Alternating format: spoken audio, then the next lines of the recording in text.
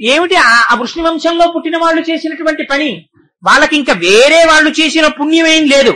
కృష్ణుడు ఏ వంశంలో పుట్టాడో వాళ్ళ వంశంలో పుట్టారు, అంతే, వాళ్ళకి మోక్షం వచ్చేసింది. సంబంధులై వృష్ణులను ప్రేమన్ మీరలు. అర్జునుడు శ్రీకృష్ణ పరమాత్మ ఏదో సాక్షాత్తుగా పరమాత్మ అనేటటువంటి భక్తిభావంతో ఏం పూజించలేదు. చాలా కాలం దేహ సంబంధీకుడు బావా అన్న భావనతోనే ఆయనతో కలిసి చిరించాడు. అలా ప్రేమతో మా బావా అనే ప్రేమ పెట్టుకున్నంత మాత్రం చేత అర్జునుడు ఉద్ధరింపబడ్డా లేదా? అందుకని ప్రేమన్ మీరలు, భక్తి మేము అంటే నారదుడు చెప్తున్నాడు ఈ పద్యాన్ని. అందుకని మేము భక్తితో శ్లోకం చేశాం పరమాత్మని. భక్తి మేము ఇదే చక్రింకంటి మెట్లైన ముగ్ధామధ్యాన గరిష్ఠులైన హరిచందం వచ్చుధత్రీశ్వర. ఏదో ఒక భావనతో రోజు ఆ నామం చెప్పడం నేర్చుకో, నీకు ఇంకేం అక్కర్లేదు. భజగోవింద స్తోత్ర ఆవిర్భావమే చాలా ఆశ్చర్యంగా ఉంటుంది శంకరుల జీవితంలో.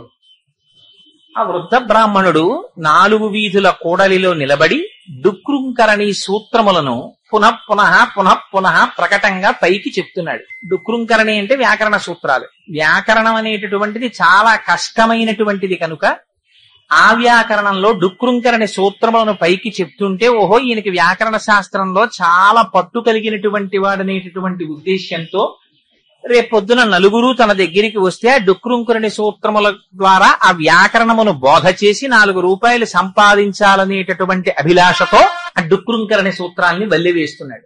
14 మంది శిష్యులతో వెళ్ళిపోతున్నటువంటి శంకరులు ఆ బ్రాహ్మణుణ్ణి చూశారు. ఒక బ్రాహ్మణుణ్ణి, అందున వృద్ధుడైనటువంటి బ్రాహ్మణుణ్ణి చూస్తే శంకరాచార్యుల వారికి ఆగ్రహం రావలసినటువంటి అవసరం లేదు. కానీ చాలా అసహ్యం కలిగింది శంకరులకి. మీరు ఈ విషయాన్ని చాలా జాగ్రత్తగా పరిశీలించాలి. శంకరులు జగద్గురువులు. జగద్గురువులైనటువంటి శంకరులకి వృద్ధ బ్రాహ్మణుడి మీద కలిగినటువంటి ఆగ్రహం కేవలం బ్రాహ్మణుడి మీద కలిగినటువంటి అసహ్యం కాదు, ఆయన చెప్తున్నటువంటి డుక్రుంకరణి సూత్రముల మీద కాదు.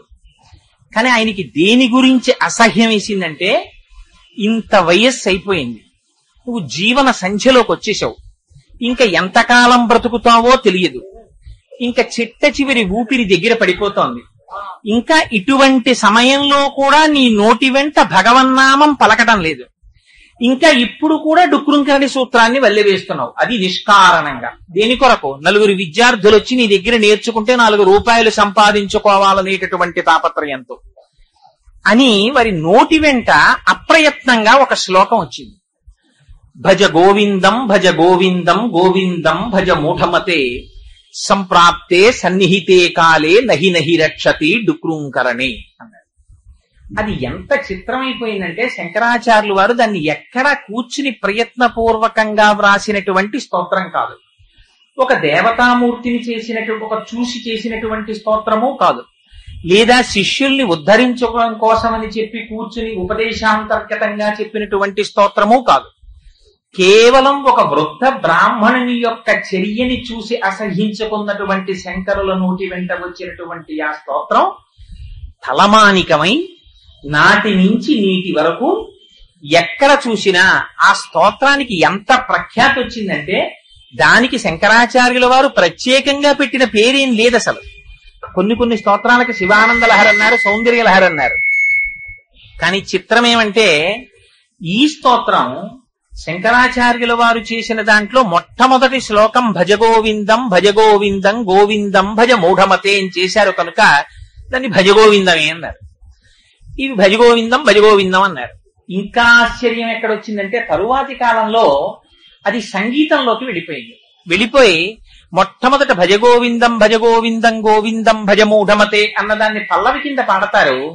ఆ తరువాత వచ్చేటటువంటి శ్లోకాల్ని మూఢజహీహి ధనాగమ తృష్ణ కురు సమృద్ధిం మనసి వితృష్ణ యలభసే నిజ కర్మోపాత్తం విత్తంతేన వినోదయ చిత్తం అని ఆ కోపంలో శంకరాచార్యుల వారు చెప్పినటువంటివి 12 శ్లోకాలున్నాయి. ఆ 12 శ్లోకాలు ఆ తరువాత వెనక శంకరాచార్యుల వారితో వస్తున్నటువంటి శిష్యులు 14 మంది ఒక్కొక్క శ్లోకం చెప్పారు. ఆ 14 ఈ 12 26. మళ్లీ చిట్ట చివర శంకరాచార్యుల వారు ఆసీపురస్సరంగా ఇంకొక 4 శ్లోకాలు చెప్పారు. మొత్తం 30 శ్లోకాలు. ఈ 30 శ్లోకాల్ని పాటగా పాడుకుంటూ ప్రతి శ్లోకం చెప్పిన తరువాత మళ్ళీ పల్లవిగా భజగోవిందం భజగోవిందం గోవిందం భజ మూఢమతే అంటుంటారు. ఇందులో శంకరాచార్యులు వారు మొట్టమొదట చెప్పినటువంటి 12 శ్లోకములను కలిపి ద్వాదశ మంజరీక స్తోత్రము అంటారు. ఆ తరువాత వెనక వచ్చినటువంటి శిష్యులు 14 మంది ఒక్కొక్కరు చెప్పిన ఒక్కొక్క శ్లోకాన్ని చతుర్దశ మంజరీక స్తోత్రము అంటారు. 14 మంది చెప్పినవి 14 శ్లోకాలు, అది చతుర్దశ మంజరీక స్తోత్రం. మళ్ళీ చివర శంకరాచార్యులు వారు 4 శ్లోకాలు చెప్పారు, వెరసి 30 శ్లోకాలు. చిత్రం, శంకరులు చెప్పినవి ముందు 12, చివర 4, 16 శ్లోకాలు. షోడశోపచారములని మనం చేసే ఉపచారాలు భగవంతుడికి 16 ఉపచారాలు. భారతదేశంలో పుట్టినటువంటి ఏ మనుష్యుడికైనా సరే 16 సంస్కారములు. పుట్టినది మొదలుకొని చిట్ట చివర శరీరం పడిపోయిన తరువాత చేసేటటువంటి అంచీష్టి సంస్కారంతో కలిపి 16 సంస్కారములతో మనిషి జీవితం పూర్తయిపోతుంది. ఆఖరికి మనం పూజ చేసినా సరే చిట్ట చివర 16 ఉపచారం దగ్గరికి వచ్చేటప్పటికి మంత్రపుష్పాన్ని చెప్తాం. ఆ మంత్రపుష్పం దగ్గరికి వచ్చేటప్పటికి అప్పటి వరకు ద్వైత భావనతో భగవానుడు అక్కడున్నాడు నేను ఇక్కడున్నాను అని చేసినటువంటి పూజ చిట్ట చివరికి వెళ్ళేటప్పటికి నాణ్యత్పంధాయనాయ విద్యతే, ఎక్కడో లేడు భగవానుడు, ఎక్కడున్నాడు? నీవారస్సూకవర్తన్వి పీతాభాస్వత్యనూపమా, ఇక్కడే ఉన్నాడు భగవానుడు అని తనలోనే భగవానుణ్ణి దర్శనం చేస్తాడు. అందుకని 16వ మంత్రం దగ్గరికి వచ్చేటప్పటికి 16వ ఉపచారం దగ్గరికి వచ్చేటప్పటికి అంతటా భగవానుడున్నాడనేటటువంటి రహస్యాన్ని తెలుసుకోవడంతో పూర్తయిపోతుంది జ్ఞానసిద్ధి. అలా శంకరాచార్యుల వారు భజగోవింద శ్లోకాలు చెప్పినటువంటివి కూడా వారి ప్రయత్నం లేకుండా 16 శ్లోకాలుగా పూర్తయ్యాయి. మొదట చెప్పినటువంటి ద్వాదశ మంజరీక స్తోత్రం, చివర చెప్పినటువంటి 4 శ్లోకాలు వెరసి 16 శ్లోకాలుగా శంకరులు చెప్పారు. 14 శ్లోకాల్ని 14 మంది శిష్యులు చెప్పారు. అంటే చిత్రం ఏమిటంటే, ఏదైనా ఒక స్తోత్రం చేసినప్పుడు ఆ స్తోత్రానికి ఏదో ఒక పేరు ఉంటుంది. కానీ దీని చిత్రం ఎంత గొప్పదంటే, చెప్పినవి 30 శ్లోకాలు, 12 శ్లోకాలు శంకరులు చెప్తే దానికి ద్వాదశ మంజరీక స్తోత్రం, 14 శ్లోకాలు శిష్యులు చెప్తే దానికి చతుర్దశ మంజరీక స్తోత్రం. మళ్ళీ ఈ 30 శ్లోకాలకి కలిపి మోహముద్గరం అని పేరు. ఎంత చిత్రమైన పేరో చూడండి. దాని పేరు మోహముద్గరము అన్నారు. పెద్దలు ఎవరైనా మాట్లాడేటప్పుడు దాన్ని భజగోవిందం భజగోవిందం అనరు, మోహముద్గరము అంటుంటారు. మోహముద్గరము అంటే, ముద్గరము అంటే గుర్రాన్ని కొట్టేటటువంటి కొరడాని ముద్గరం అంటారు.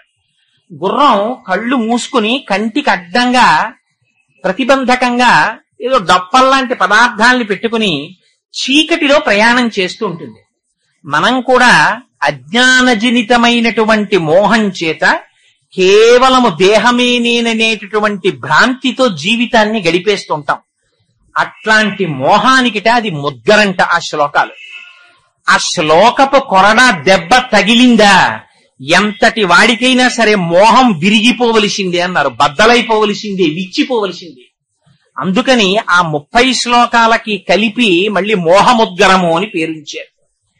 ఇంత పరమ పవిత్రమైనటువంటి శ్లోకములు కలిగినటువంటి మోహముద్గరంలో చిత్రం ఏమిటంటే, ఎన్నడూ అసహ్యించుకోవడం కాని కోపగించుకోవడం కాని తెలియనటువంటి శంకరులు ఒక బ్రాహ్మణుణ్ణి డుక్రుంకరణి సూత్రములు చెప్తూ ఉంటే అంత యావగింపుగా చూసి చెప్పవలసినటువంటి అవసరం ఏమిటి అంటే, మోహముద్గరం చెప్పినప్పుడు శంకరాచార్యుల వారు జగదాచార్య స్థితిలో కూర్చుని ఉన్నారు. ఆ చూసిన బ్రాహ్మణుడు కేవలం ఒక బ్రాహ్మణుణ్ణి కాదు, సమస్త జగత్తుని ఆ బ్రాహ్మణుడిలో చూశారు. ఆయన చేస్తున్న డుక్రుంకరణి సూత్రాల్ని విమర్శించలేదు శంకరాచార్యుల వారు. డుక్రుంకరణి సూత్రములను అడ్డుపెట్టి యావత్ జగత్తుకి ఒక బోధ చేస్తున్నారు. ఎంత చిత్రమైన బోధ చేశారంటే, అందులో శంకరుల యొక్క స్థితి గుకారశ్చంధకారస్తు రుకారస్థ నిరోధకృత్ అంధకార వినాశిత్వాత్ గురురుత్యభిధీయతే. గుకారం అంటే అంధకారం, రుకారం అంటే ఆ చీకటిని తీసేయడం. చీకటిలో ఉన్నంతసేపు తాడు తాడుగా తెలియదు, పాము పాముగా తెలియదు. పాములో తాడు కనబడుతుంది, తాడులో పాము కనపడుతుంది, భయానికి హేతు అవుతుంది. కానీ ఆ చీకటిని తొలగించగలిగినటువంటి స్థితి కలిగిన వాడు కేవలం గురువు ఒక్కడే.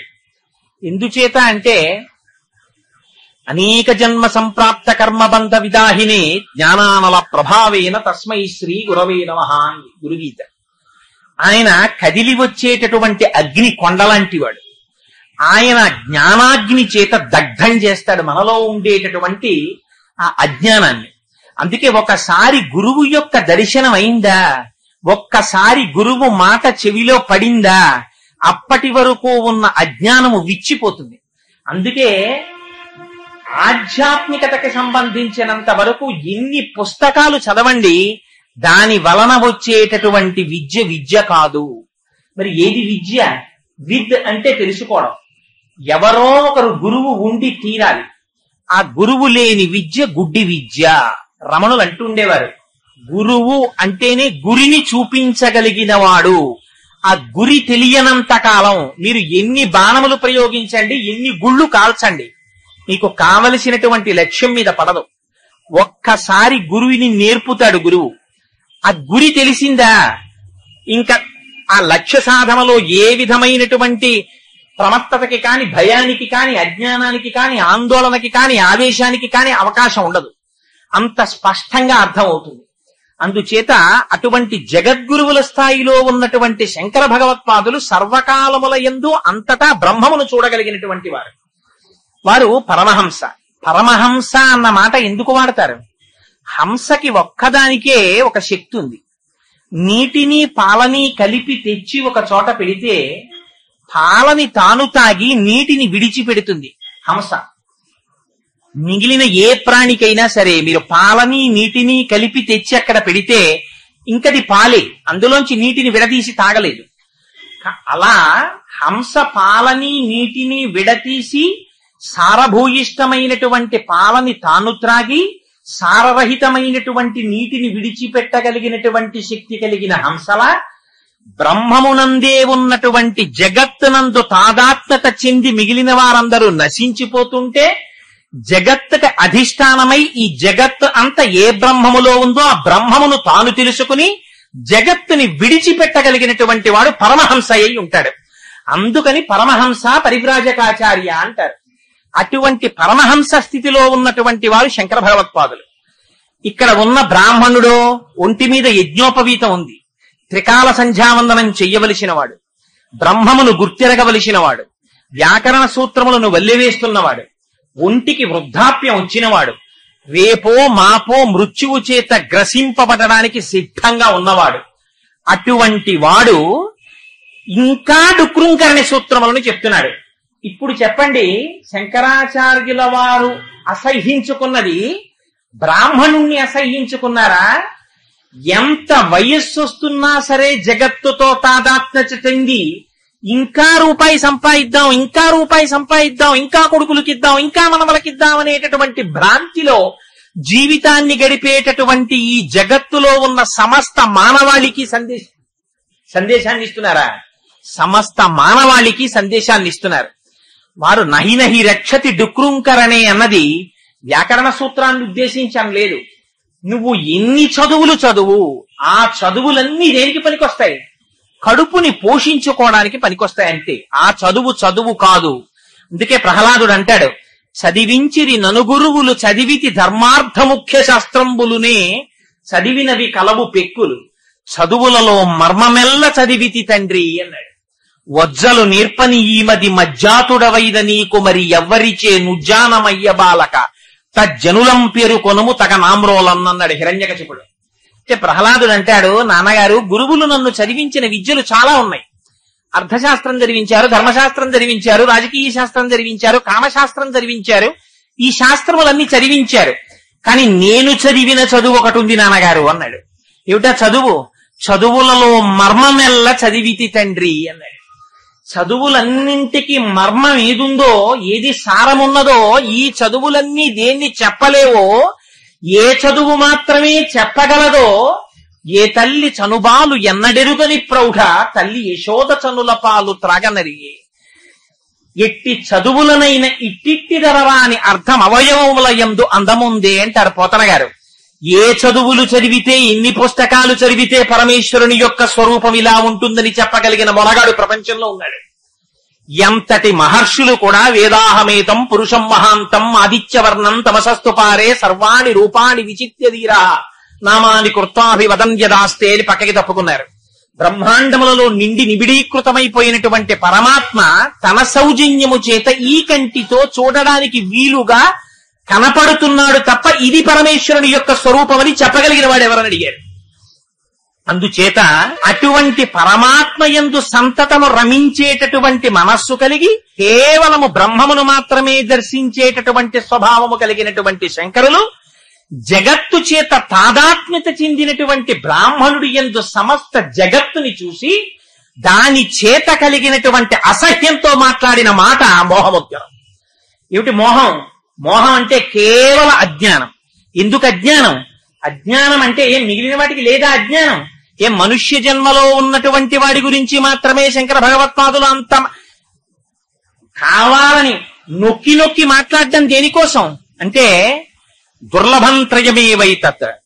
ప్రపంచంలో దేన్నైనా మీరు తెచ్చుకోవచ్చు, కానీ మూడింటిని మాత్రం ఎట్టి పరిస్థితులలోనూ నీ ప్రమేయంతో నువ్వు తెచ్చుకోవడం సాధ్యం కాదు అన్నారు శంకరులు. ఇవే ఈ మూడే దైవానుగ్రహ కారణాత్. ఇవి మాత్రం కేవలం భగవంతుని యొక్క అనుగ్రహం చేత మాత్రమే వస్తాయి. ఏమిటవి? మొట్టమొదట వచ్చేది మనుష్యత్వం. 84 లక్షల జీవరాశులలో ఒక్క మనిషి మాత్రమే భూమికి అడ్డంగా పుట్టి నిలువుగా పెరుగుతాడు. మిగిలినటువంటి జీవకోటిలో ఏది కూడా భూమికి అడ్డంగా పుట్టి అడ్డంగా వెళ్ళిపోవలసింది. ఒక్క మనిషి మాత్రం అడ్డంగా పుట్టి నిలువుగా పెరుగుతాడు. ఊర్ధ్వగామి అయి తెలుసుకోవలసినటువంటి బ్రహ్మమును తెలుసుకోవడానికి ఉపకరించగలిగినటువంటి ఉపాధి ఇది ఒక్కటే. అందుకే దీన్ని ఋతుమంతము అన్నారు. దీనిలో ఉన్నప్పుడు మాత్రమే నువ్వు సత్యమును తెలుసుకోగలవు. ఇంత పరమ పవిత్రమైనటువంటిది మొట్టమొదటిది మనుష్యత్వం. ఎంతమందో పుడుతున్నారు మనుష్యులుగా. పుట్టిన వాళ్ళందరికీ ఎంతో మంది అసలు భగవంతుడనే వాడొకడు ఉన్నాడనేటటువంటి జిజ్ఞాస కలగక ముందే వెళ్ళిపోతున్నారు. హిరణ్యాక్షుడు అంటాడు, నిరాహార నివిష్ట పాంధుల క్రియం సంసార సంచారుల్ ఒత్తురు కూడి విత్తురు సదా సంగంబులేదొక్కచో సురుల్ పోయిడి త్రోవ పోయను భవత్సు నుండు తల్లి మహాశురుండాతడు తద్వియోగమునకున్ శోకింప నీకేటికిన్ అంటాడు. బాగా ఎండాకాలంలో ఆ వీధిలో చలివేంద్రం పెడతారు. అందరికీ దాహం వేస్తుంది. ఇటువైపు నుంచి ఇటువైపు వెళ్లేవాళ్ళు, ఇటువైపు నుంచి ఇటువైపు వెళ్లేవారు, ఇటు నుంచి ఇటు వెళ్లేవారు, అటు నుంచి ఇటు వచ్చేవారు, అందరూ చలివేంద్రం దగ్గర కలుసుకుంటారు. కలుసుకుని వాళ్ళకి ఎందుకు వస్తారు? దాహం కోసం వస్తారు. దాహం ఎలా తీరుతుంది? దేని వల్ల తీరదు. నీరు తాగితే తీరుతుంది. నీరు తాగుతారు. తాగి వెళ్లిపోయే ముందు, అయ్యా మేము వెళ్ళిపోతున్నామండి, మా చిరునామా ఇదండి, మీరు నీరిచ్చారు, చాలా కృతజ్ఞుణ్ణి అని ఏమైనా చెప్తాడా? వాడేం చెప్పడు. ఎంత గోప్యంగా వచ్చాడో అంత గోప్యంగా వెళ్ళిపోతాడు. అలా అమ్మా వీళ్ళందరూ సంసార సంచారులు ఒత్తురు కూడి విత్తురు సదా సంగంబు లేదు ఒక్కచో. ఒక భార్య ఒక పిల్లలు అనుకుంటున్నావా? ఎన్ని కోట్ల జన్మలైపోయాయో. లోపలున్న జీవుడే ఎంతమందితో సంసారం చేశాడో, ఎంతమంది పిల్లల్ని కన్నాడో, ఎంతమంది భార్యలతో తిరిగాడో, ఎంతమంది స్నేహితులు. వాళ్ళందరూ ఉండిపోయారా? ఎవ్వరు ఉండరమ్మా. అలా వెళ్ళిపోతుంటారు వాళ్ళు. సదా సంగంబు లేదొక్కచో సురుల్ పోయిడి త్రోవ పోయను భవత్సు నుండు తల్లి అన్నాడు. వాళ్ళు ఎవ్వరికి చెప్పా చెయ్యకుండా అకస్మాత్తుగా వెళ్ళిపోతుంటారు. వాళ్ళకి ఇదో అలవాటమ్మా. ఎందుకమ్మా ఏడుస్తావు వీళ్ళని చూసి? పోయాడంటే ఏమిటమ్మా నీ కొడుకు, ఇది అలవాటమ్మా చాలా కాలం నుంచి అంటాడు. అలా ఎందరో వస్తున్నారు, ఎందరో వెళ్ళిపోతున్నారు. వెళ్ళిపోయే వాళ్ళలో ఎంతమంది అసలు భగవానుడు ఒకడు ఉన్నాడు వాణ్ణి తెలుసుకోవాలనేటటువంటి తాపత్రయం పొందిన వాళ్ళు ఎంతమంది? అందుకని దుర్లభం త్రయమేవైతత్. ఆ మూడింటిల్లో రెండవది ముముక్షత్వం. అసలు మోక్షం పొందాలనేటటువంటి ఆలోచన రావడమే కష్టం. వచ్చిన దారి చూపించేవాడేవాడు. ఇన్ని దారులు. సామర్లకోటలో దిగి కాకినాడ ఎలా వెళ్ళాలని అడగండి. ఆటో ఎక్కమని చెప్పేవాడు ఓడు, కారు ఎక్కమని చెప్పేవాడు ఓడు, రైలు ఎక్కమని చెప్పేవాడు ఓడు, అదిగోనండి ఆ సిటీ బస్ ఎక్కండి అని చెప్పేవాడు ఓడు. ఇంకా తెలివైన వాళ్ళు అయితే ఇంకో మాట కూడా చెప్తారు. ఏమో నాకు తెలియదు కానండి, కాలవ దాటితే భీమేశ్వరాలయం ఉంది, అక్కడి నుంచి పాతాళంలో సొరంగ మార్గం ఒకటి త్రిపుర సుందరమ్మ వారి గుళ్ళోకి వస్తుందని పూర్వం ఎప్పుడో 100 ఏళ్ల క్రితం ఎవరో అలా వెళ్లేవారని విన్నాం. అలా కూడా మీరు వెడితే వెళ్ళొచ్చేమో ధైర్యం ఉంటే అని చెప్పేవా అప్రస్తుతవాదం వాళ్ళు కూడా ఉన్నారు. ఈ మాట నేను ఎందుకన్నానో తెలుసా అండి, హాస్యానికి అన్నానని అనుకోకండి. ఈ మాట జగద్గురువులన్న మాటలు నేను ఉటంకిస్తున్నాను. ఏ రకమైనటువంటి ఉపాసనా పద్ధతులను జీవి సర్వకాలముల యందు తట్టుకోవడం సాధ్యం కాదో, సమర్థుడైనటువంటి గురువు పక్కన కూర్చుని అనుక్షణము కాపాడుతూ ఇలా కదుపు ఇలా కదుపు ఇలా కదుపు అని చెబితే తప్ప ఒక్కొక్క యోగమునందు ప్రవేశించడం సాధ్యం కాదో అటువంటి మార్గములు చెప్పేటటువంటి వాళ్ళు కూడా ఉంటారు. అయితే ఇవన్నీ జయము వైపుకి తీసుకెడతాయా? ఎంత కష్టం. బయలుదేరి మొదలుపెట్టి మధ్యలో జారిపోయే వాళ్ళు ఎంతమందో, చిట్ట చివరి వరకు వెళ్ళడానికి కావలసినంత జ్ఞాన దీక్షని ఇచ్చి తను పక్క నుండి నడిపించగలిగిన సమర్థుడైన మహాపురుషుడు లభించేది అన్నాడు. అందుకని నీకు జీవితంలో ఐశ్వర్యం కష్టం అనుకోకు, భార్య కష్టం అనుకోకు, బంధువులు కష్టం అనుకోకు, అన్నం కష్టం అనుకోకు. కష్టం అంటూ ఏదైనా ఉంటే ఈ మూడే కష్టం. ఏమిటో తెలుసా? మూడు: మనుష్యత్వం, ముముక్షత్వం, మహాపురుష సమాశ్రయం. ఈ మూడు దొరకమంటే దొరకేవి కావు. అంత పరమోత్కృష్టమైనటువంటి మానవ జన్మని ఇచ్చాడు. అందున ఎటువంటి జన్మలో ఉన్నాడు? బ్రాహ్మణ జన్మలో ఉన్నాడు. మోహముద్గరం ఏదో కథాపరంగానో చాలా తేనె పూసినట్టు చాలా లలితమైనటువంటి మాటలతోటో ఉండదు. ఎందుకని? అజ్ఞానాన్ని చీల్చి చెండాడడానికి వచ్చింది మోహముద్గరం. తండ్రి గారే చాలా వృద్ధుడు, ఎవరిని దర్శనం చేస్తే పొద్దున్నే నమస్కారం చెయ్యాలో అటువంటి పుణ్యాత్ముడు, పూజనీయుడు. అటువంటి తండ్రి గారు ఇంట్లో ఉండగా ఇల్లు అంటుకుపోయింది. ఆ తండ్రి గారు లేచి గబగబా రాలేరు బయటికి. అటువంటప్పుడు అయ్యో నాన్నగారు బాగుండదు, నాన్నగారిని గబగబా కాళ్ళు చేతులు పట్టుకుని బయటికి ఇడిచేయడమా, వారిని చాలా గౌరవంగా తీసుకురావాలి అని ఆలోచిస్తే తగలబడిపోతాడు.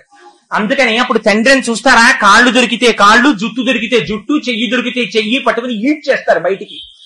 ఇంత వృద్ధాప్యం వచ్చినా ఇంకా డుక్రుంకరణి సూత్రములను పట్టుకుని 4 రూపాయల కోసం వెంపర్లాడుతున్న దౌర్భాగ్యుడైన జీవుణ్ణి అడ్డుపెట్టి శంకరులు జగద్గురువుల స్థాయిలో చేస్తున్న హెచ్చరిక మోహముద్గరం. అందుకనది తేలికైన భాషలో బుజ్జగింపుతో ఉండదు. మూఢ అని పిలిచినటువంటి శ్లోకములు ప్రపంచ సాహిత్యంలో లేవు. ఎవరు మాట్లాడినా సుమతి వినురవేమ ఇలా మాట్లాడారు. శంకరులకొక్కరికే చెల్లింది. మూఢ, యూ ఫూల్ అని అడ్రస్ చేసి మాట్లాడారు. మూఢ జహీహితనాగమ తృష్ణ అన్నారు. అంటే దాన్ని తెల్లవారి లేస్తే భజనల కింద మన ఇంట్లో వింటున్నాం. నాగమ తృష్ణ అన్నారు. అంటే దాన్ని తెల్లవారి లేస్తే భజనల కింద మన ఇంట్లో వింటున్నాం. అంటే జగద్గురువుల యొక్క స్థాయి ఎలా ఉంటుందో మీరు ఊహించండి. అందుకనది మోహముద్గరమైంది. అందుకని అందులో ఉండేటటువంటి ఆ శ్లోకాలలో సారాంశం అలా ఉంటుంది. అందులో శంకరులు అంటారు, కేవలం ఆ మనుష్యుణ్ణి ఉద్దేశించి మాట్లాడటం లేదు శంకరాచార్యులు వారు, సమస్త జీవకోటిని ఉద్దేశించి మాట్లాడుతున్నారు. అందుకని వారు అంటారు, భజ గోవిందం భజ గోవిందం గోవిందం భజ మూఢమతే. మూఢమతే అని పిలిచారు. ఓ మూఢుడా అన్నారు. ఏమిటి మూఢుడా అని పిలవలసిన అవసరం ఏమిటి అంటే, నువ్వు ఎంత కష్టపడి ఇక్కడ వరకు వచ్చావో తెలుసా? హాల్లో ఇన్విజిలేటర్ ఉంటాడు.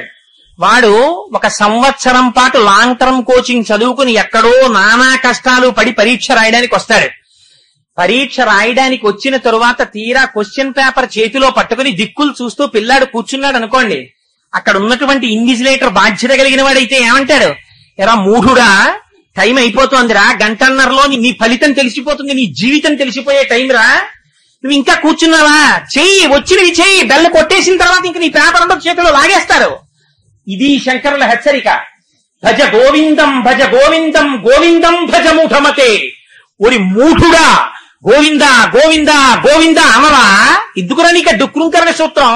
ఎందుకు ఈ మాట శంకరుడు మూఢ అని ఎందుకు అండం అంటే, ఎంత కష్టపడితే ఈ ఉపాధిలోకి వచ్చి నిలబడ్డాడో తెలుసా అండి? మీరొక్కసారి పునర్జన్మ ఎలా కలుగుతుందో మార్కండేయ పురాణాంతర్గతమైనటువంటి వ్యాఖ్యానాలు చదివితే ఒళ్ళు గగురు పొడిచి మనకి భయం వేస్తుంది. ఒక్కసారి ఈ జన్మలోకి రావాలంటే ఎంత కష్టాలు పడతాడో తెలుసా? వానబిందువులోకి పంపిస్తారు. పంపించి వానబిందువుతోటి కిందకు వదులుతారు. వదిలితే వానబిందు వచ్చి ఒక విత్తనాన్ని తాకాలి. ఆ విత్తనంలోంచి పశువులో ఏవో తినకుండా తానొక కాయగా మారాలి. ఆ కాయ లోపల సారాంతర్గతమై నిలబడాలి. తను ఎక్కడ పుట్టాలో అక్కడ ఆ జంతువు తింటుంది. తను మనిషిగా పుట్టాలంటే ఒక మనిషి తింటాడు, మేకగా పుట్టాలంటే మేక తింటుంది, కుక్కగా పుట్టాలంటే కుక్క తింటుంది.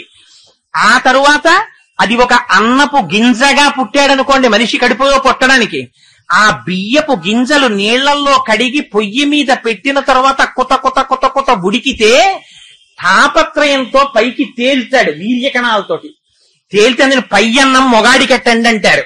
అప్పుడు తీసుకెళ్లి ఆ అన్నం ఆయనకి పెడితే అప్పుడు కూడా ఏ ముద్ద ఎవడు తినాలో భగవానుడికి తెలుసు. వాడు కుక్క కడుపున పుట్టాలంటే ఈయన ఔపోసన బట్టే లోపల కుక్క తింటుంది ఆ ముద్ద. ఈయన తినాలి, అందులోని సారము వీర్యముగా మారాలి. ఆ వీర్యము నిష్కారణముగా స్ఖలనము కాకుండా సరి అయినటువంటి సమయంలో క్షేత్రప్రవేశం చెయ్యాలి. ఆ సమయంలో స్త్రీ యొక్క రేతస్సుతో కలవాలి. కలిసిన తరువాత లోపల బుడగ ఏర్పడాలి. ఆ బుడగ పగలకుండా నిలబడాలి. నిలబడిన తరువాత అమ్మ కడుపులో తిరగబడాలి. తిరగబడిన తరువాత దానికి ధాతువులు ఏర్పడాలి, ఎముకలు ఏర్పడాలి. ఆ పైన చర్మం పెడతారు, లోపలన్నీ రక్తనాళాలు పెడతారు, రక్తం పెడతారు, మాంసం పెడతారు, పుల్ల కంపు, లోపల పిండం తయారవుతూ ఉంటుంది. ఎంత ఆర్తితో స్తోత్రం చేశారో తెలుసా అండి? నవమాసంబులు తల్లి గర్భమున నానారోతలంచిక్కి నాకవకాశం బిసుమంతలేకపడి తిన్హా కష్టముల్ భీతితో నవమాసంబు ఘటిల్లి చాలునిక నాకా గర్భవాసంబు నివసింపన్ పని తీర్చి కావు విక నీ సత్కృపన్ శంకర అని స్తోత్రం చేస్తాడు. లోపల కూర్చుని తిరగబడి ఉంటాడు, తలకాయ కిందకుంటుంది, కాళ్ళు పైకుంటాయి. అటువంటి స్థితిలో అమ్మ తినకూడని ఆహారం తింటుంది. తన ప్రమేయం ఉండదు. నాభిగొట్టంలోంచి ఆ ఆహారం పిండంలోకి వచ్చేస్తే లోపల వేడి చేసేస్తుంది, వాతం పుట్టేస్తుంది, దగ్గుతాడు, తుమ్ముతాడు, జ్వరం వస్తుంది, బాధపడతాడు, విరేచనాలు అవుతాయి. తన మలమూత్రాల్లో తానే ఈగ కొట్టుకున్నట్టు కొట్టుకుంటాడు. కాళ్ళు చేతులు కదపడానికి ఉండదు, లోపల శిశువు పెరిగిపోతూ ఉంటుంది, బయటికి రావడానికి ఉండదు. కళ్ళు తెరిచి చూద్దామంటే గాఢాంధకారం. అమ్మ కడుపులో వేడి తప్ప వేరొకటి తెలియని రీతిలో కొట్టుకుని బాధ పడి పడి పడి ప్రార్థన చేసి, స్వామి ఇంకొక్కసారి నన్ను బయటికి వెళ్ళిపోయే అవకాశం ఇవ్వయ్యా, ఇంకెప్పుడు నేను సంసారం కోసం తాపత్రయపడను, నీ కాళ్ళు పట్టుకుని తండ్రి నీలోకి వచ్చేస్తానయ్యా, ఇంకొక అవకాశం ఇయ్యని ప్రార్థిస్తే నాకు అవకాశం విసుమంతలేకపడి తిన్హా కష్టముల్ భీతితో. అందుకే గర్భస్థ నరకం అన్నారు. ఎన్ని కష్టాలు పడతాడో. పడిన తరువాత పరమేశ్వరుడు ప్రసూతి వాయు రూపంలో అమ్మ యోనిలోంచి బయటికి తోస్తాడు. తోస్తే బయటికి వచ్చి పడతాడు. పడిన తరువాత అపారమైన వెలుతురు. అది కళ్ళల్లో పడేటప్పటికి ఆ చిన్ని చిన్ని కళ్ళ రెప్పలు మూసుకుని వేళ్ళిలా మూసుకోవడం కూడా చేత కాదు, తెరుచుకోవడం చేత కాదు.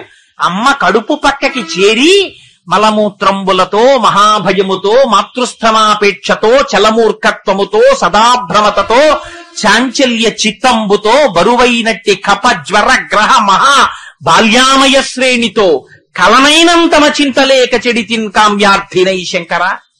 ఆ పుట్టిన తరువాత మలమూత్రంబులతో అక్కడే అమ్మ పక్కలో పడుకుంటాడు, మల విసర్జన చేస్తాడు, మూత్ర విసర్జన చేస్తాడు, వాంతి చేసుకుంటాడు.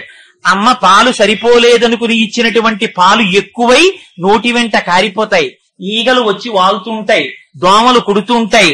ఇన్ని బాధలు పడతాడు. ఏడవడం తప్ప వేరొకటి చేత కాదు. ఇన్ని కష్టాలు పడితే ఆఖరికి కాలు నిప్పెడుతుంటే అమ్మ నాకు కాలు నిప్పెట్టిందని చెప్పడం చేత కాదు.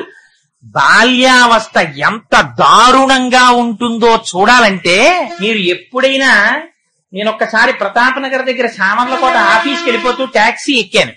ఎక్కినప్పుడు ఏదో కొద్దిగా చోటు ఉంటే ఆయనకి ఏం పోయింది, ఇంకో టికెట్ వస్తే చాలా ఎక్కమన్నాడు. ఆ తల్లి చంటి పిల్లాన్ని నట్టుకుని ఎక్కేసింది.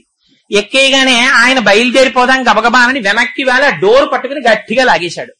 ఆ డోరు పెద్ద చప్పుడుతో వేస్తుంది. చంటి పెసరకాయల్లాంటి వేళ్లు 4 వేళ్లు ఆ డోర్ లో ఉండిపోయి ఆ పిల్లాడు కై అన్నాడు, అరిచాడు, గుక్క పట్టి నల్లగా అయిపోయాడు వెనకాల. వాళ్ళ అమ్మ ఎందుకో అరిచాడు అనుకుని సర్దుకుంది. ఆ పిల్లవాడి వేళ్లు తెగిపోయి రక్తం అలా కారిపోతూనే ఉంది. వాడు గుక్క పట్టి అమ్మ భుజం మీద స్పృహ తప్పి అలాగే ఉండిపోయాడు, ఊపిరి ఆడకుండా. కాసేపటికి ఎవరో చూసి అమ్మ పిల్లాడు నల్లబడిపోతున్నాడు ఏంటన్నారు. చూసేటప్పటికి వేళ్లు తెగిపోయి తలుపులో ఉండిపోయి. ఎంత కష్టం ఎవరికి చెప్పుకోగలడం. అమ్మకి చెప్పుకోవడం చేత కాని రీతిలో అన్ని కష్టాలు పడి మలమూత్రంబులతో మహాభయముతో మాతృస్థనాపేక్షతో చలమూర్ఖత్వముతో సదాభ్రమతతో చాంచల్య చిత్తంబుతో బరువైనట్టి కప జ్వర గ్రహ మహా బాల్యామయ శ్రేణితో కలనైనంతమ చింతలేక చెడితిన్ కామ్యార్థినై శంకర. ఒక్కనాడు భగవంతుడనేటటువంటి శబ్దం మనస్సులోకి రాకుండా అయిపోయింది. శిశువు అయిపోయాడు. కొద్దిగా వయస్సు వచ్చింది, పెద్దవాడవుతాడు. అక్కడి నుంచి బాలక్రీడలు సల్పుచున్ బడులలో పాఠంబు వల్లించుచున్ బాలోద్యానక బోధనాది విధమున్ బాగొప్పనాలించుచున్ లీలానాటక నృత్త కేళి పఠనా చిత్తుండనై బుచ్చితిన్ బాలప్రాయము నిజుచింతలిరుగన్ ప్రారబ్ధమా శంకర. లేచిన దగ్గర నుంచి ఆడుకోవడానికి బయటికి వెళ్ళిపోవడం, మళ్ళీ తల్లిదండ్రులు పట్టుకుని ఇంట్లోకి తీసుకొస్తూ ఉండడం, హోంవర్క్ చేయడం, కూర్చోబెట్టడం, స్కూల్కి వెళ్ళడం, పాఠాలప్ప చెప్పడం. బాల్యం అయిపోయింది.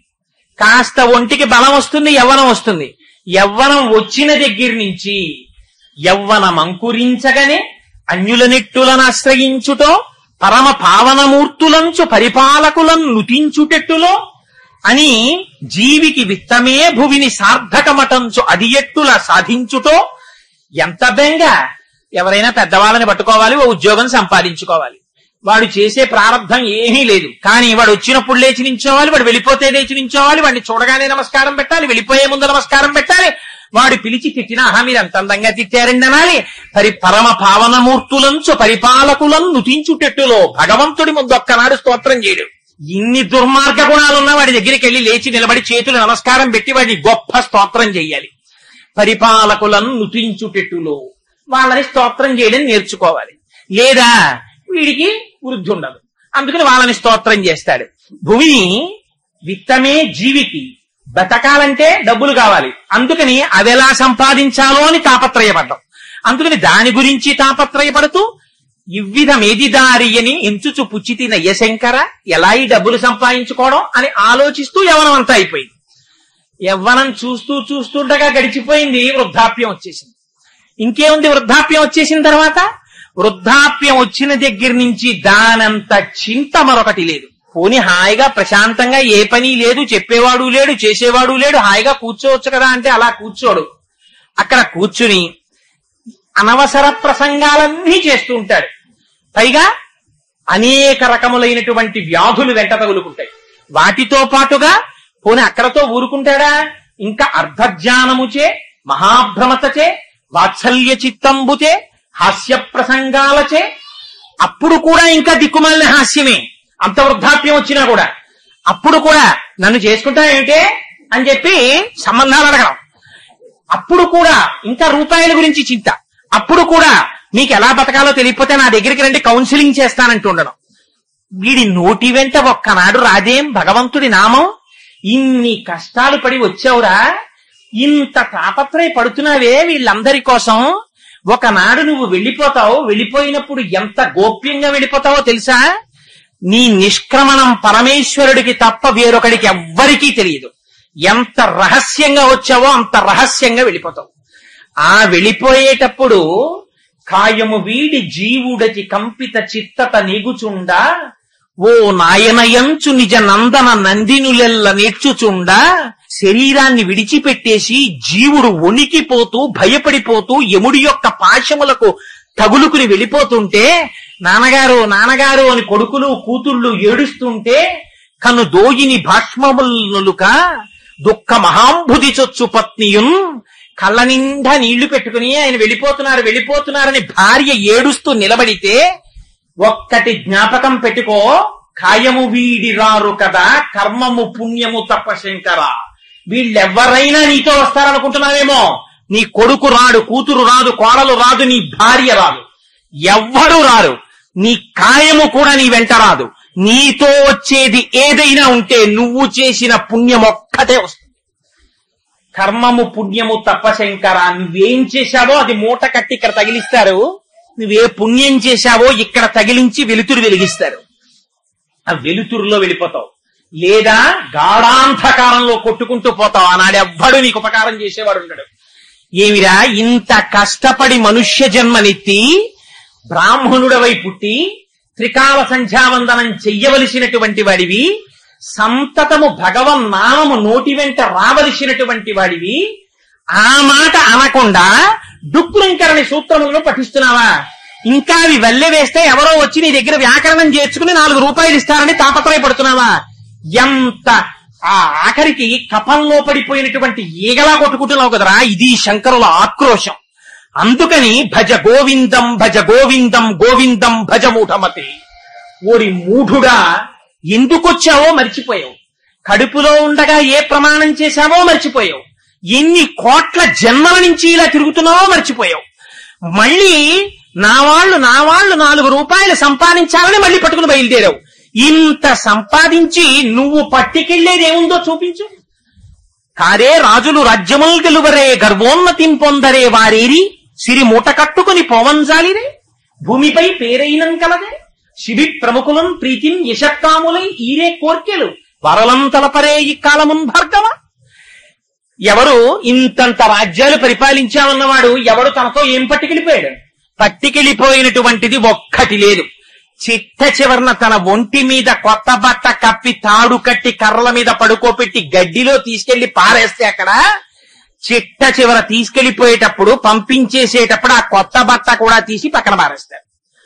ఎంత నగ్నంగా వచ్చాడో అంత నగ్నంగా అన్నవికారమైనటువంటి శరీరమునకు అగ్ని సంస్కారము జరిగిపోతుంది.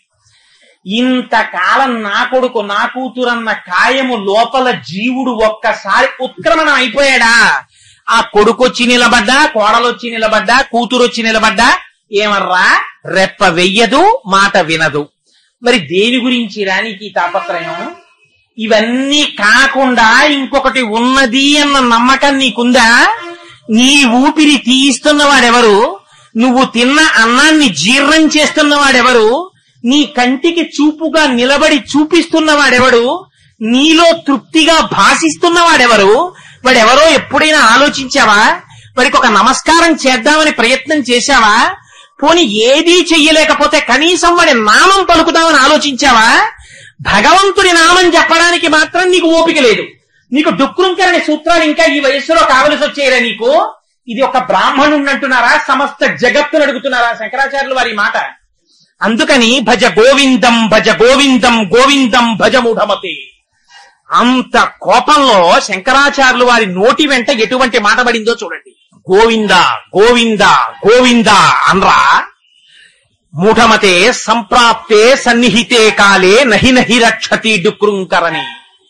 సంప్రాప్తే వచ్చేస్తోంది కాలం. ఎక్కడి నుంచి వచ్చేస్తోంది మృత్యువు?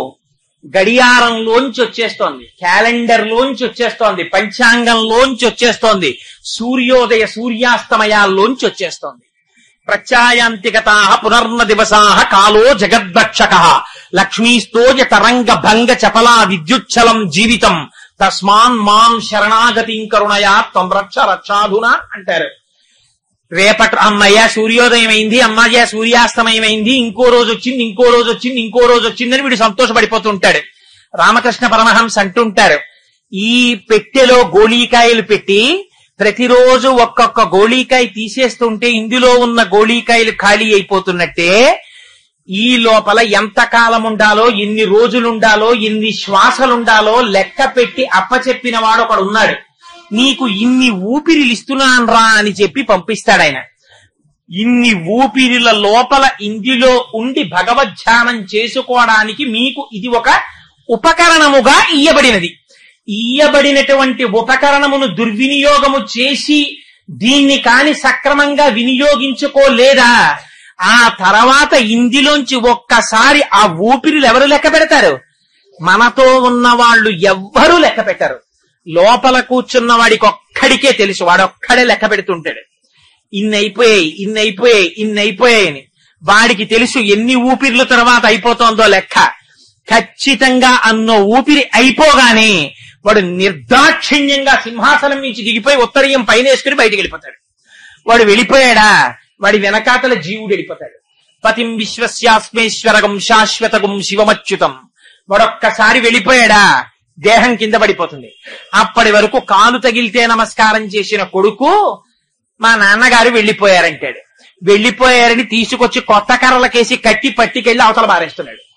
పారేస్తుంటే ఇంకెక్కడుందిరా జీవితం? ఎంతకాలం బ్రతుకుతావో చెప్పు చూస్తాను. ఎంత డబ్బు సంపాదించాలి ప్రణాళిక ఉంది. పిల్లలకి పెళ్లి చెయ్యడానికి ఎన్ని సంవత్సరాల పాటు డబ్బు దాస్తే నెలకి ఇంత అని చెప్పున పెళ్లికి కావలసినటువంటి ద్రవ్యం సమకూడుతుందో ప్రణాళిక ఉంది. ఇన్నింటికి ప్రణాళికలు వేస్తున్నావే, నువ్వెంతకాలం ఉంటావో నీకు ప్రణాళిక ఉందా? నీకు తెలుసా? తెలియదే. తెలియనప్పుడు అన్నింటికన్నా ఇది చాలా ముఖ్యమే. అయినప్పుడు ఎంత సమయాన్ని భగవంతుని యొక్క నామము చెప్పడానికి నువ్వు వెచ్చిస్తున్నావు? ప్రయత్నపూర్వకంగా మిగిలినటువంటి సమయమంతా కుటుంబానికి ఇస్తే వాళ్ళు నీతో వచ్చేది లేదు. కాయము వీడి జీవుడతి కంపిత చిత్తత నెగుచుండ. వాడు వెళ్ళిపోతున్నప్పుడు ఒక్కళ్ళు రారు వెనకాతల. వచ్చేది ఏదైనా ఉంటే తన పుణ్యమే తనతో వస్తుంది. నీ పుణ్యం నువ్వు లెక్క పెట్టకుండా ఎవరిని భగవంతుడి నామం చెప్పడానికి ఎంత సమయాన్ని ఉపయోగిస్తున్నావు? ఇది శంకరాచార్యుల వారి ప్రశ్న. నహి నహి రక్షతి డుక్రూంకరణి. ఉరే, నేను ఇంత వ్యాపారం చేశానంటావు, ఇంత ఉద్యోగం చేశానంటావు, ఇంత విద్య ఆర్జించానంటావు, ఇవన్నీ నీతో వస్తాయనుకుంటున్నావా? ఇవేవీ నీతో రావు. నీ వెనకాతల వచ్చి నిన్ను రక్షించగలిగినటువంటి వాడు ఎవరైనా ఉంటే కేవలము భగవానుడొక్కడే రక్షించగలడు. వాడికి ఉన్నటువంటిదేమిటి? అపారమైన కరుణ. అందుకే భగవంతుని గురించినటువంటి ప్రార్థనా శ్లోకం ఎక్కడ చెప్పండి? ఒకటే శ్లోకం. అమ్మవారి గురించి చెప్పండి, అవ్యాజ కరుణామూర్తి. ఆవిడికి ఒక కారణం ఉండదు ఆ కరుణకి, అంత దయ అమ్మకి. స్వామి గురించి చెప్పండి, స్వామి ఏమిటి? ఎప్పుడు దయామూర్తి, ఆయనకి ఎప్పుడు దయ. అంత దయ కలిగిన వాడెవరు? ఒక్క భగవానుడొక్కడికే ఆ దయ ఉంటుంది. అంతవరకు ఎందుకండి? రేపటి శ్లోకంలో మన బతుకేమిటో బయట పెట్టి చూపిస్తారు శంకరాచార్యుల వారు. యావత్విత్తోపర్జన సక్త స్తవం నిజ పరివారో రక్త అన్న చోట అంటి పెట్టుకుని లోపల ఉండేటటువంటి వాడు పరమేశ్వరుడు తప్ప వేరొకడు ఎవ్వడు ఉండడు. ఎవడి పని తీరిన తరువాత వాడు వెళ్ళిపోతాడు. కొడుకైనా అంతే, కూతురైనా అంతే, అల్లుడైనా అంతే, భార్య అయినా అంతే, ఎవరైనా అంతే. ఈ సంబంధాలన్నీ అతి కృతకమైనటువంటి సంబంధములు. విడిపోతున్నప్పుడు వెంట వచ్చేటటువంటి వాడు ఎవ్వరూ లేడు. భాగవతంలో నిర్దాక్షిణ్యంగా చెప్పేస్తారు. ధర్మరాజుతోటి నారదుడు చెప్తాడు, ఇన్ని రకాలుగా భగవానుడు రక్షిస్తాడో తెలుసా? నీ కొడుకుని నువ్వు కోపంతో రే అని పిలిస్తే ఏనాయనని అస్తమానం అలా పిలుస్తారు, అంత కోపం ఏంటి, మంచిగా పిలవచ్చు కదా అంటాడు వాడు. నువ్వు కన్న కొడుకు, నువ్వు డబ్బు పెట్టి పోషిస్తే పెరిగిన కొడుకు, నీ రక్తాన్ని చెమటగా మార్చి నువ్వు ధనం సంపాదించి పెంచితే పెరిగినటువంటి కొడుకు 4 మాటలు కోపంగా పిలిచి చూడు. నీ యశస్సులో భాగం పంచుకుని నీ వలన ప్రయోజనాన్ని పొంది నీ వలన పసుపు కుంకుమలు నిలబెట్టుకుంటున్న భార్య 10 మాటలు కోపంగా పిలు. ఏమిటండి ఆ కోపం అంటుంది. నీ కూతుర్ని పిలు, నీ అల్లుణ్ణి పిలు, నీ పరిచారికుణ్ణి పిలు.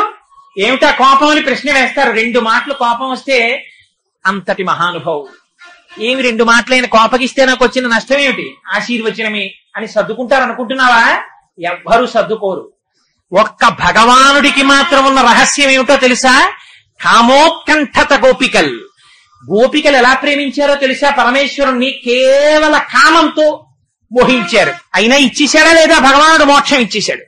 కామోత్కంఠత గోపికల్ భయమునం కంసుండు. కంసుడేం ప్రేమతో కృష్ణుడేం తలుచుకోలేదు. తిరుగుచు కుడుచుచు వ్రాలుచు అరుగుచు కూచుండి లేచు ననవరతంబున్ హరిచలచి తలచి జగమా హరిమయముగ చూచ కంసుడు ఆరనీయులు కన్నన్నారు పోతన గారు. వాడికి కూర్చున్నా, లేచినా, పడుకున్నా, తింటున్నా, ఏం చేస్తున్నా వాడికి భయం. అమ్మో కృష్ణుడు వచ్చేస్తాడేమో, నన్ను చంపేస్తాడేమో, కృష్ణుడు వచ్చేస్తాడేమో, నన్ను చంపేస్తాడేమో. అందుకని తింటుంటే అమ్మో కృష్ణుడు వచ్చేస్తాడేమో, తాగుతూ అమ్మో కృష్ణుడు వచ్చేస్తాడేమో. ఎప్పుడు కృష్ణ కృష్ణ కృష్ణ కృష్ణ అన్నాడు. అంటే మాత్రం మోక్షాన్ని ఇచ్చేశాడు. కామోత్కంఠత గోపికల్ భయమునం కంసుండు వైరక్రియా సామాగ్రిం శిశుపాల ముఖ్య నృపతుల్. కేవల వైరంతో, శత్రుత్వం, కృష్ణుణ్ణి చంపేయాలన్నదే కోరిక. శిశుపాలుడు బతికున్న నాళ్ళు అలా వైరం పెట్టుకు తిరిగాడు. అంత వైరంతో పడుకున్నా, లేచినా కృష్ణుడు కృష్ణుడు కృష్ణుడు అంటుండేవాడు. అలా ఎవడైనా మనని తలుచుకుంటే ఎంత బాగా తలుచుకుంటున్నావురా నన్ను వాడికి పొలదండ వేస్తామండి మనం. భగవానుడు కనుక ఇంత వైరంతో శిశుపాలుడు తలుచుకున్నా కూడా ఆయనకి నన్ను తలుచుకున్నాడ్రా అంతే చాలని చెప్పి మోక్షం ఇచ్చేశాడు. వైరక్రియా సామాగ్రం శిశుపాల ముఖ్య నృపతుల్ సంబంధులై వృష్ణులున్. ఏమిటి ఆ వృష్ణు వంశంలో పుట్టిన వాళ్ళు చేసినటువంటి పని? వాళ్ళకి ఇంకా వేరే వాళ్ళు చేసిన పుణ్యమేం లేదు. కృష్ణుడు ఏ వంశంలో పుట్టాడో వాళ్ళ వంశంలో పుట్టారు, అంతే, వాళ్ళకి మోక్షం వచ్చేసింది. సంబంధులై వృష్ణులున్ ప్రేమన్ మీరలు. అర్జునుడు శ్రీకృష్ణ పరమాత్మ ఏదో సాక్షాత్తుగా పరమాత్మ అనేటటువంటి భక్తిభావంతో ఏం పూజించలేదు. చాలా కాలం దేహ సంబంధీకుడు బావా అన్న భావనతోనే ఆయనతో కలిసి చెరించాడు. అలా ప్రేమతో మా బావ అనే ప్రేమ పెట్టుకున్నంత మాత్రం చేత అర్జునుడు ఉద్ధరింపబడ్డా లేదా? అందుకని ప్రేమన్ మీరలు, భక్తి మేము అంటే నారదుడు చెప్తున్నాడు ఈ పద్యాన్ని. అందుకని మేము భక్తితో శ్లోకం చేశాం పరమాత్మని. భక్తి మేము ఇదే చక్రిం కంటి మెట్లైన ముగ్ధామధ్యామ గరిష్ఠులైన హరిచందం వచ్చుధత్రీశ్వర. ఏదో ఒక భావనతో రోజు ఆ నామం చెప్పడం నేర్చుకో, నీకు ఇంకేం అక్కర్లేదు. వీళ్ళందరే భావనతో అన్నారు. కాముకత్వంతో గోపికలకి ఒళ్ళు పై తెలియలేదు అసలు. రాసలీల జరిగినప్పుడు నల్లని వాడు పద్మనయనం ములవాడు కృపారసమ్ముపై చిల్లెడు వాడు మౌళి పరిసర్పిత పించము వాడు చెల్వల మనధనమ్ము తెచ్చనో మలియలారమి పొదల మాటునలేడు కదమ్మ చెప్పరే అన్నారు. ఆఖరికి మల్లె మొక్కల దగ్గరికి వెళ్ళి ఓ మల్లె మొక్కల్లారా కృష్ణుడు మీ చాటున దాక్కున్నాడా చెప్పండి అని మల్లె మొక్కలను అడగడం ఏమిటి? పోనీ మల్లె మొక్కలను అడిగారంటే అర్థం ఉందనుకోవచ్చు. కనపడ్డ ప్రతి పూల మొక్కల్ని అడిగారు వాళ్ళు. వెళ్ళి పున్నాగ కానవే పున్నాగ వందితు తిలకంబ కానవే తిలక నిటులు ఘనసార కానవే ఘనసార శోభితు బంధూక కానవే బంధుమిత్రు మన్మథ కానవే మన్మథాకారుని వంశంబ కానవే వంశధరుని చందన కానవే చందన చర్చితు కుందంబ కానవే కుందరదను ఇంద్రభూజను కానవే ఇంద్ర విభవు కువల వృక్షయ కానవే కువలయేషు ప్రియక పాదవ కానవే ప్రియ విహారు అనుచు కృష్ణుని తలచెరయ్యబ్జముఖులు. కనపడ్డ ప్రతి పూల చెట్టు దగ్గరికి వెళ్ళి అడిగారు. మా కృష్ణుడున్నాడా అని అడిగారు. అడిగితే వాళ్ళందరూ మోక్షాన్ని పొందారా లేదా? మాధవం చాంతరేణంగనా గిద్ధిదా కల్పకౌ మండలే మధ్యగౌ సన్యగౌ వేణునా దేవకీ నందనః అన్నారు. అలా అంగనకి మధ్యలో కృష్ణ పరమాత్మకి మధ్యలో అంగన ఉండి రాసలీలా వైభవాన్ని పొంది రాసలీలలో మోక్షస్థితిని అనుభవించారా లేదా? అనుభవాన్ని పొందారు. అందుచేత నీకు తెలిసి అను తెలియక అను, మీరు తెలిసి ముట్టుకోండి అగ్నిహోత్రం కాలుతుంది. అయ్యో నాకు తెలియదండి అది నిప్పని, తెలియక ముట్టుకున్నాడండి మా అబ్బాయి, అయినా అదేమిటండి అలా కాల్చేసింది, పసిపిల్లాన్ని కాల్చేయడమే, కాల్చేస్తుంది అంతే, అది దాని ధర్మం. అంతేకాని అయ్యో పాపం వాడి పిల్లాడండి వాడిని కాల్చేయడం ఏమిటని అగ్ని ఒకటి పట్ల చల్లగాను ఒకటి పట్ల వేడిగాను ఉండదు. అగ్ని అంటేనే వేడిగా ఉండాలి. భగవానుడు అంటే ఏమిటి? కవి పుష్పంబగు అగ్ని మంచగు నాకూపారం భూమిస్థలంబగు శత్రుండతిమిత్రుడౌ విషము దివ్యాహారమౌ నిన్నగా అవనీమండలి లోపలం శివ శివేచ్ఛాభాషణోల్లాసకిన్ శివ నీనామము సర్వవస్యకరమౌ శ్రీకాళహస్తీశ్వర అంటాడు దుర్జటి కాళహస్తీశ్వర శతకంలో. మీరు తెలిసి చెప్పండి తెలియక చెప్పండి, భగవన్ నామం చెప్పడానికి ఊపిరి అలవాటు పడిపోయిందా వాడు ఏం చేస్తుండనివ్వండి. మనస్సుకి ఒక ప్రత్యేకమైన బలమున్నది, ప్రత్యేకమైన బలహీనత ఉంది. అన్నిటికన్నా మనస్సుకున్నటువంటి గొప్ప బలం ఏమిటో తెలుసా అండి? మీరు చెప్పిన చోటికి అది వెళ్ళదు. దానికి అంటూ ఒక ఆలంబనం కావాలి, ఎప్పుడో దానికి ఆధారం కావాలి, పట్టుకు తిరుగుతుంది. కానీ మీరు ఎప్పుడు ఒకటే ఇచ్చారనుకోండి ఇది విసుక్కుంటుంది, వదిలేస్తుంది, ఇంకో చోటుకు పోతుంది మళ్ళీ. అందుకని మార్చి మార్చి మార్చి మార్చి భగవంతుణ్ణే తీసుకెళ్లి ఇచ్చేస్తుంటారు.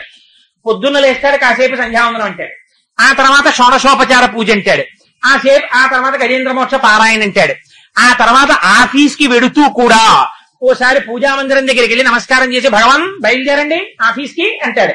స్వామి తనతో వెంట వస్తున్నట్టు భావిస్తాడు, వచ్చి కూర్చుంటాడు, స్వామి ఆశీనులు గండి అంటాడు, పక్కన భగవానుడు కూర్చున్నట్టే మాట్లాడతాడు. తనకు ఇబ్బంది వచ్చిందా స్వామి ఏమిటి కష్టం అంటాడు. నేను సేవింపక నాపదల్పొడమని నిత్యోత్సవం బబ్బని జనమాతృండనని సంసార మోహంబు పైకొనని జ్ఞానము కల్గని గ్రహగతులు కుందింపని మేలు వచ్చిన రాణి అవి నాకు భూషణములే శ్రీకాళహస్తీశ్వర.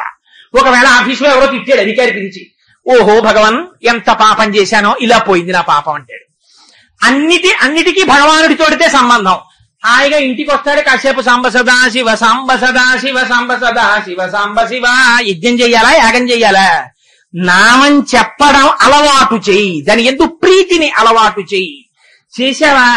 ఏదో ఒక నామం, ఏకశబ్ద సమ్యజ్ఞాత సృష్ట ప్రయుక్త స్వర్గే లోకే కామదుగ్భవతి. ఈ నామం చెప్తేనే మోక్షం, ఆ నామం చెప్తే మోక్షం లేదని ఎక్కడా చెప్పలేదు శాస్త్రంలో. ఏ నామమైనా గొప్పది. అయితే మరి శంకరాచార్యులు వారు గోవిందా గోవిందా గోవిందా ఎందుకన్నారన్నదాన్ని మీకు విజ్ఞాపన చేస్తాను. ప్రస్తుతం నేనున్నది భజ, అక్కడే ఉన్నాను. భజ గోవిందం భజ గోవిందం గోవిందం భజ మూఢమతేలో భజ దిగిరి. అందుకని ఆ మాటను భగవన్ నామం చెప్పు.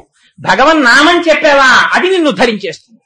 ఉద్ధరించి ఎందుకని ఆ వస్తువు అటువంటిది.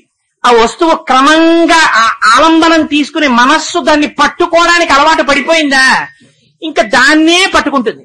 దాన్ని పట్టుకోవడం అలవాటు పడిందా, ఒకసారి చెయ్యి పట్టుకున్న తర్వాత విడిచిపెట్టడం దానికి చేత కాదు. పట్టి విడువరాదు నా చెయ్యి అంటారు త్యాగరాజు గారు.